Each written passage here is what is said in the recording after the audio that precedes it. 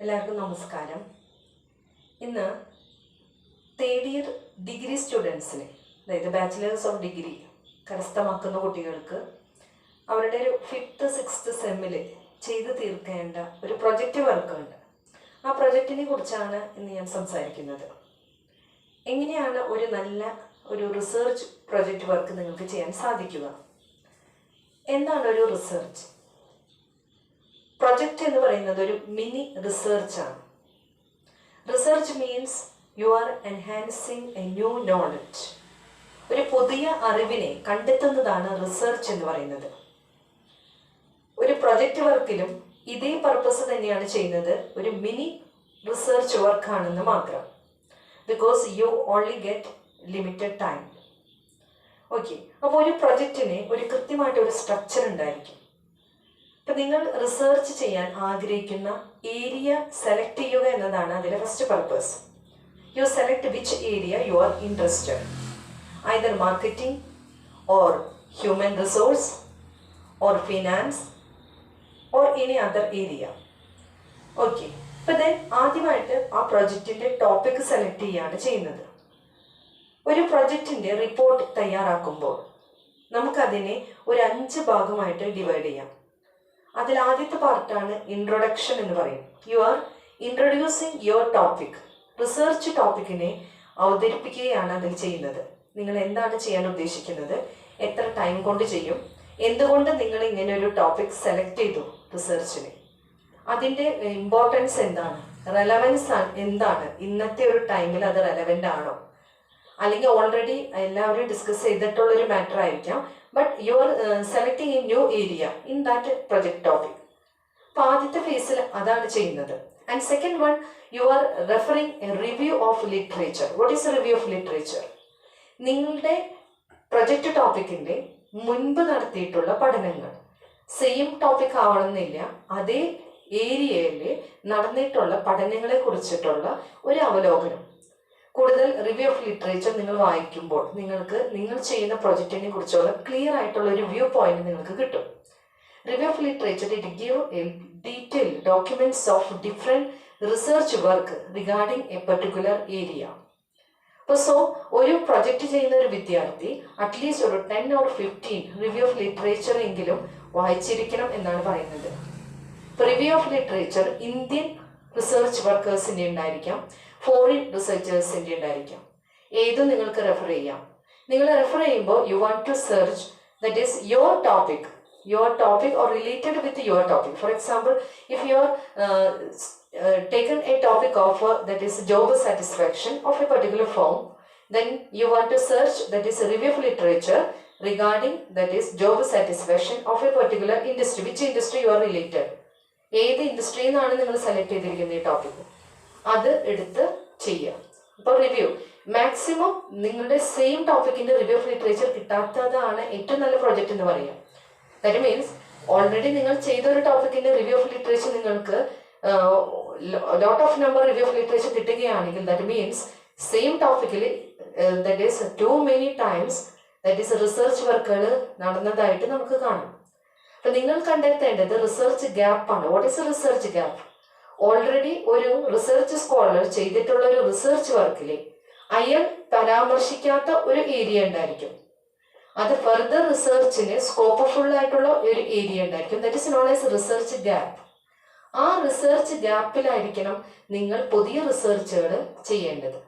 അപ്പം എപ്പോഴും നമ്മൾ സെലക്ട് ചെയ്യുന്ന ടോപ്പിക്കുകൾ that is not similar work that is get from the review of literature but related works. ഏറ്റവും നല്ലൊരു റിസർച്ച് വർക്ക് എന്ന് പറയുന്നത് റിവ്യൂ ഓഫ് ലിറ്ററേച്ചർ വളരെ ചുരുക്കമായിട്ട് കിട്ടുന്നതായിരിക്കും. ഏരിയ നമുക്ക് സ്പെസിഫൈ ചെയ്യാൻ സാധിക്കും, ബട്ട് സെയിം ടോപ്പിക്കിൽ റിവ്യൂ ഓഫ് ലിറ്ററേച്ചർ കിട്ടുക എന്ന് പറയുന്നത് ബുദ്ധിമുട്ടുള്ളതായിരിക്കും. ഓക്കെ, അപ്പോൾ റിവ്യൂ ഓഫ് ലിറ്ററേച്ചർ നിങ്ങൾ വായിക്കുമ്പോൾ നിങ്ങൾക്ക് കൃത്യമായിട്ട് എങ്ങനെ ക്വസ്റ്റ്യനെയർ ഉണ്ടാക്കണം, എന്തായിരിക്കും objectives, what his conclusion and what answer he got and what is the ultimate research result, ഇതെല്ലാം കൃത്യമായിട്ട് ഒരു ധാരണ നമുക്ക് ലഭിക്കുന്നു. Then the next one is industry and company profile. Which industry your topic related with, അതിനെ കുറിച്ചുള്ള details ആണ് അതിൽ പറയുന്നത്. Or if a person selected a particular company, then you want to refer that company profile, that is details regarding that company. Okay, അപ്പോൾ then ആ ഒരു ഏരിയയിൽ നിങ്ങൾ സെലക്ട് ചെയ്യേണ്ടത് എന്താണ്, ഇൻഡസ്ട്രി ആൻഡ് കമ്പനി പ്രൊഫൈലാണ്. Okay, then last one is that is before that data analysis and interpretation. അപ്പോൾ before going to the data analysis and interpretation, അപ്പോൾ ആദ്യത്തെ ഇൻട്രൊഡക്ഷൻ സെക്ഷനിൽ നമ്മൾ ഒബ്ജക്റ്റീവ്സ് സെറ്റ് ചെയ്തിട്ടുണ്ടായിരിക്കും. ഒരു റിസർച്ചിനെ സംബന്ധിച്ചിടത്തോളം ഏറ്റവും ഇമ്പോർട്ടൻ്റ് ആയിട്ടുള്ള ഒരു ഭാഗം എന്ന് പറയുന്നത് അതിൻ്റെ ഒബ്ജക്റ്റീവ്സ് സെറ്റ് ചെയ്യുക എന്നതാണ്.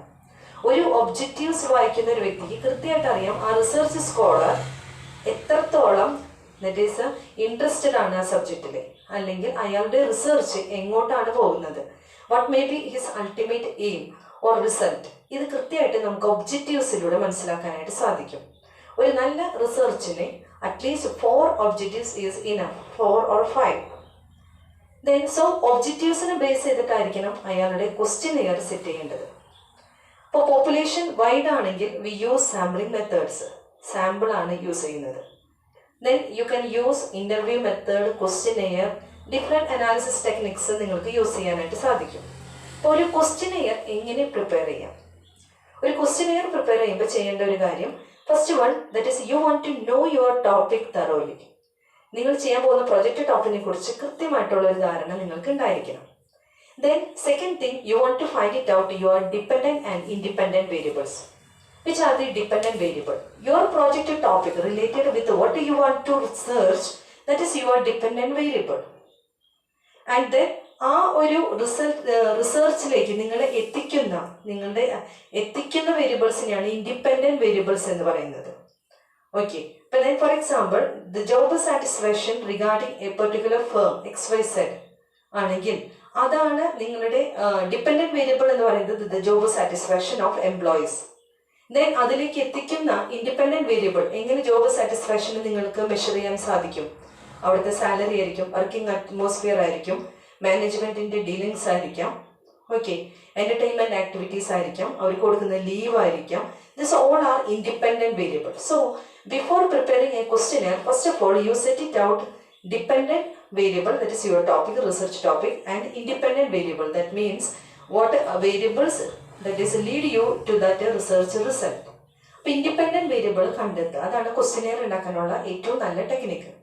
ഒരു നല്ലൊരു സിമ്പിൾ ഒരു പ്രൊജക്റ്റ്, ഗ്രാജുവേറ്റ് സ്റ്റുഡൻസിൻ്റെ ഒരു പ്രൊജക്റ്റ് ആണെങ്കിൽ U needed 20 to 25 questions.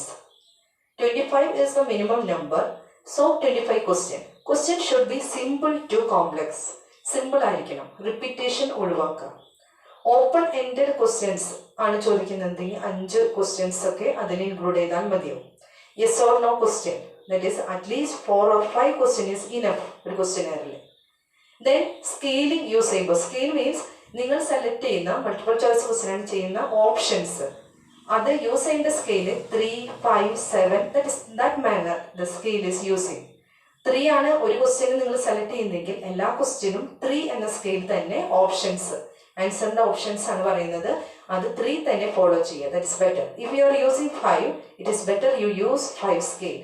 Okay, then the question should be clear, it should be unbiased, then it should give that is clear, clarity, simple language you use it.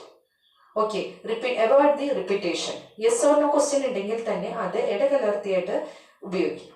Then if you want to collect information regarding mobile phone, first of all you want to ask a question, that is do you have the mobile phone? അതായിരിക്കണം ആദ്യത്തെ question അല്ലേ, ഇല്ലാത്ത ഒരാളോട് പിന്നെ അത് ചോദിച്ചിട്ട് കാര്യമില്ലല്ലോ. So first question, do you have that mobile phone? അപ്പോൾ yes or no. Then which telecom operator do you use? Then that manner, ഇപ്പോൾ 5 സ്കെയിൽ ആണെങ്കിൽ then that manner scale you want to use. Okay, so that manner you want to set the questionnaire. ഇനി ഈ questionnaire നിങ്ങൾ set ചെയ്യുമ്പോൾ ഞാൻ പറഞ്ഞിരുന്നു simple to complex, simple questions ആയിരിക്കണം, direct questions ആയിരിക്കണം, ഇന്റർ മീനിങ് അവോയ്ഡ് ചെയ്യുക, ഡബിൾ യൂസേജ്, ഒരേ ടേം തന്നെ ഡബിൾ ടൈം യൂസ് ചെയ്യുന്നത് ഒഴിവാക്കുക. അറ്റ്ലീസ്റ്റ് 25 ക്വസ്റ്റ്യൻ എങ്കിലും കൃത്യമായിട്ട് സെറ്റ് ചെയ്യുക. ആ ക്വസ്റ്റ്യൻസിൽ നിങ്ങൾക്ക് ഒബ്ജക്റ്റീവ്സ് ഉണ്ടായിരിക്കണം, നിങ്ങളുടെ ഒബ്ജക്റ്റീവ്സ് റിഫ്ലക്ട് ചെയ്യുന്നതായിരിക്കണം. ചിലപ്പോൾ എടുത്ത് ചോദിക്കാം, you said that to analyze the employee satisfaction regarding their salary. ഈ ഒബ്ജക്റ്റീവ് റിഫ്ലക്ട് ചെയ്യുന്ന ഏത് ക്വസ്റ്റ്യൻ ആണ് നിങ്ങൾ ചോദിച്ചത് എന്ന് ചോദിക്കും. So you want to pick out that question. So interrelated ആണ് ഒബ്ജക്റ്റീവ്സും നിങ്ങൾ സെറ്റ് ചെയ്ത ഒബ്ജക്റ്റീവ്സും ക്വസ്റ്റ്യനെയറും it should be interrelated. Okay, then you want to give suggestions. ആ ക്വസ്റ്റ്യൻസിൽ നിങ്ങൾക്ക് സജഷൻസും അവർ പറയുന്ന കാര്യം നിന്ന് ഉണ്ടായിരിക്കണം. അതാണ് നിങ്ങളുടെ ഫൈൻഡിങ് സജഷനിൽ കൊണ്ടുവരേണ്ടത്. So questionnaire is a very important tool for that is in a project report. After getting this questionnaire, you can find it out the data analysis part. Okay, so that's about the how a project report is preparing and how you can prepare a good questionnaire. Then with this information, you set a questionnaire that is very useful for your research. That's about this section. Thank you all.